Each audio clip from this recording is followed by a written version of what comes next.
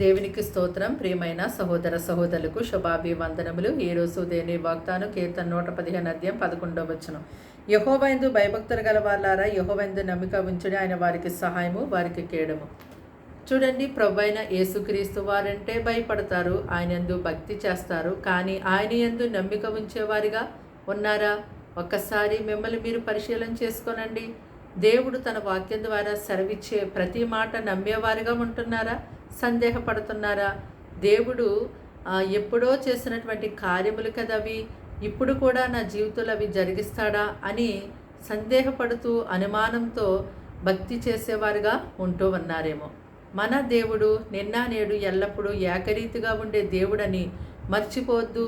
ఆ యొక్క మాటని మనం నమ్మి విశ్వసించేవారిగా ఉండాలి. అంతేకాదు, ఆయన సెలవిచ్చినట్టుగా నేను చేసినటువంటి గొప్ప కార్యముల కంటే మరి నా యందు విశ్వాసం ఉంచువారు మరి గొప్ప కార్యములను చేస్తారు అని ప్రభు సెలవిచ్చారు కదా. కనుక దేవుడు తన వాక్యం ద్వారా మనకి ఏదైతే తెలియచేస్తారో ఆ మాటలు నమ్మండి. ఆ యొక్క మాటల ప్రకారము దేవుడు జరిగిస్తారని ఆ మాటల యందు మీరు విశ్వసించినప్పుడు దేవుని యొక్క మాటలు మీ యొక్క జీవితంలో ఎంతో గొప్పగా నెరవేర్చబడతాయి.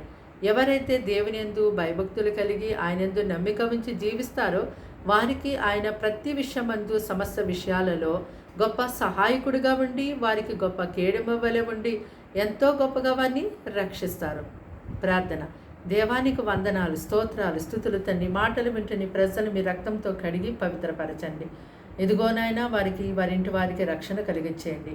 ముఖ్యంగా ప్రతి ఒక్కరికి మంచి ఆరోగ్యాన్ని ఇవ్వండి అయ్యా, మంచి ఆహారాన్ని, మంచి నాయన ప్రభా తండ్రి నెమ్మది సమాధానాన్ని యేసు నామములో దయచేయండి. ఎటువంటి శోధనలు సమస్యలతో వారు పీడించబడుతున్నారో నీ బలమైన దక్షిణ హస్తము చాపి ఆ సమస్యల నుంచి ఇప్పుడే విడిపించండి.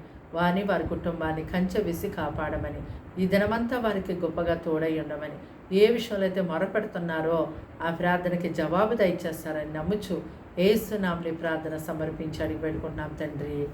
ఆమేన్.